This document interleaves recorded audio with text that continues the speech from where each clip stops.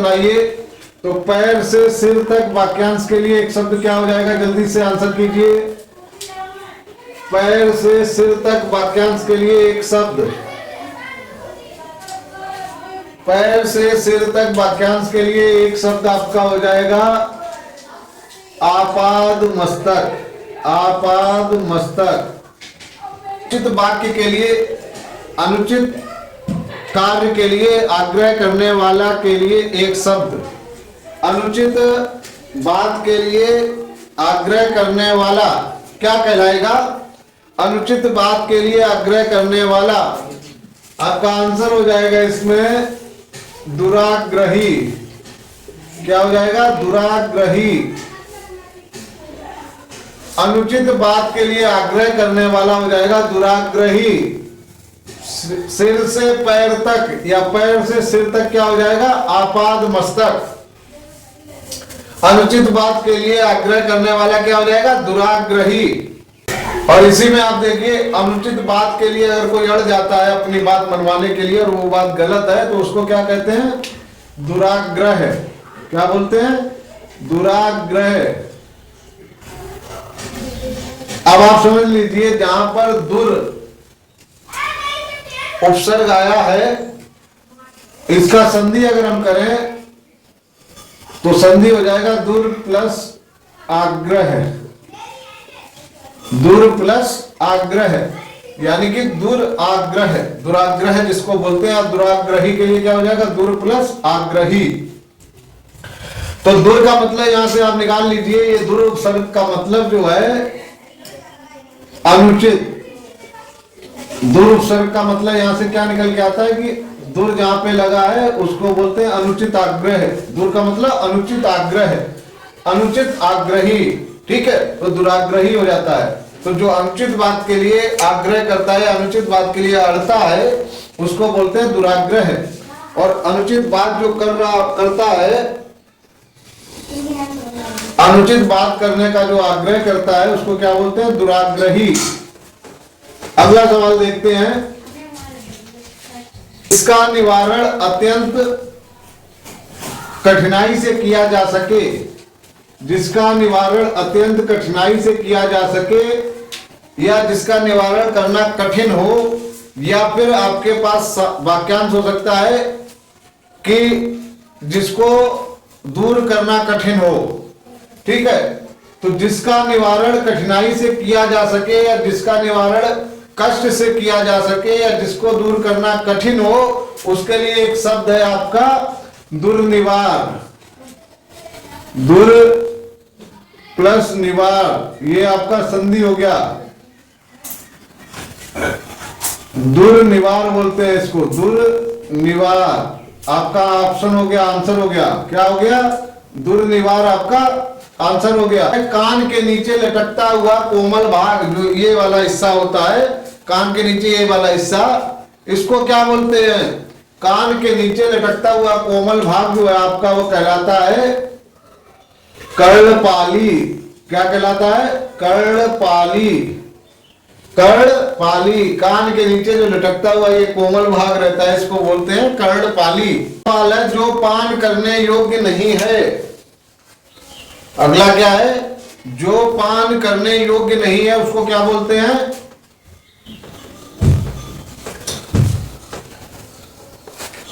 जो पान करने योग्य नहीं है उसको बोलेंगे अपेय। उसका आंसर क्या होगा, अपेय। जो पान करने योग्य नहीं है, पान मतलब जो पीने योग्य नहीं है, उसको, उसका एक शब्द क्या आ जाएगा, अपेय। और इसी में ऑप्शन आपको दिया हुआ है अवच्छ। तो अवच्छ का मतलब क्या है, जो खाने या भक्षण करने योग्य नहीं है। जो भक्षण करने योग्य नहीं है उसको क्या बोलते हैं, अभक्ष। इसी में आपको एक ऑप्शन दिया हुआ है अपथ्य। इसी में आपको एक ऑप्शन दिया है अपथ्य। तो अपथ्य का मतलब क्या होता है, तो अपथ्य का मतलब क्या हो गया, जो बुरा या अहितकर हो। अपथ्य का मतलब क्या होगा, जो बुरा या अहितकर हो। जो बुरा हो, या आप कहें जो अहितकर हो, जो हित में ना हो, उसको क्या बोलते हैं, अपथ्य। क्या बोलते हैं? अपथ्य। जो बुरा हो, या यूं कहो कि जो अहितकर हो या जो अपने हित में ना हो, उसको क्या बोलते हैं? अपथ्य बोलते हैं। ठीक है, अगला सवाल देखते हैं। अगला सवाल आपका है, जंगल में लगी आग को क्या कहते हैं? जंगल में लगी आग, इसको बोलते हैं दावानल। दावानल। तो आपका यहां पर क्वेश्चन जो दिया है इसमें मिलाने को है, तो ऑप्शन आप मिलाइए। जंगल में लगी आग को दावानल कहते हैं या दावाग्नि भी कहते हैं? दावाग्नि, दावानल या दावाग्नि। जंगल में लगी आग दावानल या दावाग्नि कहते हैं। तो ये आपका जो क्रम दिया है ये बिल्कुल सही है। इसमें आपसे पूछा गया है निम्न विकल्पों में कौन सा शुद्ध है या कौन सा गलत है, आपसे सवाल ये कर रहा है। तो आपको दिया है जंगल में लगी आग और उसके सामने दिया है आपको दावानल, तो ये ऑप्शन बिल्कुल सही है आपका। सॉरी, ये लाइन आपकी ठीक है। अगला वो कह रहा है,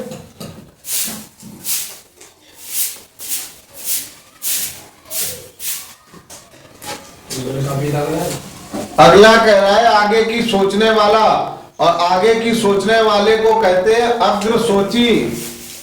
आगे की सोचने वाला जो रहता है उसको बोलते हैं अग्रसोची। और आपका जो है क्रम में जो दिया है उसने दिया है आपको अग्रगामी। अग्रगामी, आगे की सोचने वाला के लिए जो वहां पर दिया हुआ है उसने दिया है अग्रगामी, जो आपका गलत है। तो यही वाला जो आपका वाक्यांश रहेगा जो कि अशुद्ध है। तो आगे की सोचने वाले के लिए जो एक शब्द आता है वो होता है अग्रसोची, और अग्रगामी के लिए जो अनेक शब्द बनते हैं वो बनते हैं आगे चलने वाला। आगे चलने वाले को बोलते हैं अग्रगामी। आगे चलने वाला, आगे चलने वाला को बोलते हैं अग्रगामी, और आगे की सोचने वाला उसको बोलते हैं अग्रसोची। आगे की सोचने वाला, आगे की सोचने वाला कहलाता है अग्रसोची, और आगे चलने वाला कहलाता है अग्रगामी। इसी में और देख ले, समुद्र की आग। समुद्र की आग के लिए जो एक शब्द है जो इसने दिया है, क्या वो सही है? तो समुद्र की आग को कहते हैं बड़वानल।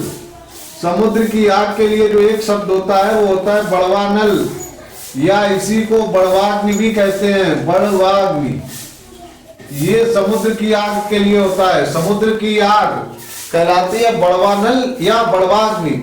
और इसी तरह पेट की आग, जो भूख लगती है, क्षुधा जिसको बोलते हैं, पेट की आग, तो पेट की आग के लिए एक शब्द क्या होता है? जठराग्नि। जठराग्नि, पेट की आग के लिए एक शब्द क्या है? जठराग्नि। ठीक है, सवाल है कि जो बहुत बोलता हो, जो बहुत बोलता हो या ज्यादा बोलने वाला, उसको बोलते हैं वाचाल। बहुत ज्यादा बोलने वाले को क्या बोलते हैं? वाचाल। या जो बहुत बोलता है उसको बोलते हैं वाचाल। और जो बोलता है, जो बोलता है ज्यादा नहीं, जब हमारे पास वाक्यांश आए कि जो बोलता है तो उसको बोलते हैं वक्ता, और जो सुनता है उसको बोलते हैं श्रोता। ठीक है, जो बोलता है उसको वक्ता बोलते हैं। एक जो बोलता है उसके लिए एक शब्द हो गया वक्ता, और जो सुनता है उसके लिए एक शब्द हो गया श्रोता। लेकिन जब वहीं पर वो कहता है कि जो बहुत अधिक बोलता हो या जो बहुत बोलता हो, उसको बोलते हैं वाचाल। ठीक है, और किसी विशेष, किसी एक विषय का, किसी एक विषय पर बोलने वाला, उसको क्या बोलोगे?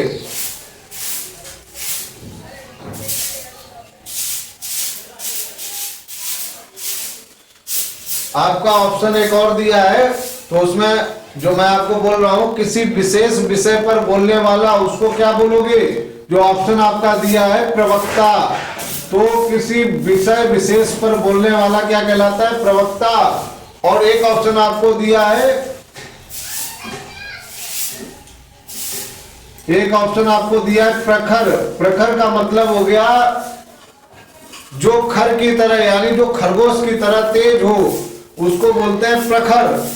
जो खरगोश की तरह यानी खर की तरह खर की तरह तेज हो उसको क्या बोलते हैं? प्रखर। सवाल कह रहा है जो भेदा ना जा सके या तोड़ा ना जा सके, जो भेदा या तोड़ा ना जा सके उसको क्या बोलते हैं? अभेद्य। अभेद्य। जो भेदा या तोड़ा ना जा सके उसको बोलते हैं अभेद्य। और जिसको कठिनाई से भेदा जा सके, कठिनाई से भेदा जा सके उसको बोलते हैं दुर्भेद्य। जो कठिनाई से भेदा जा सके उसको क्या बोलते हैं? दुर्भेद्य। और इसी क्रम में एक ऑप्शन आपको दिया हुआ है संवेद्य। तो संवेद्य का मतलब क्या होता है? यहां आपने देखा अभेद्य जो ऑप्शन आपका है वो सही है इस सवाल के लिए, क्योंकि उसने पूछा है जो तोड़ा या भेदा ना जा सके, तो उसका आंसर आपका हो गया अभेद्य। लेकिन अगर आपसे पूछे कि जो कठिनाई से भेदा जा सके उसको क्या बोलते हैं, तो उसको बोलेंगे दुर्भेद्य। और संवेद्य एक ऑप्शन आपको दिया है, इसके बाद इसमें एक आपको दिया है नैवेद्य। तो यहां पर संवेद्य का मतलब क्या होगा? यहां पर संवेद्य का मतलब होगा जो अनुभव करने योग्य है। संवेद्य कहलाता है जो अनुभव करने के योग्य है, उसके लिए एक शब्द क्या है? संवेद्य। और भगवान को जो भोग लगाया जाता है उसको क्या बोलते हैं? नैवेद्य। ठीक है।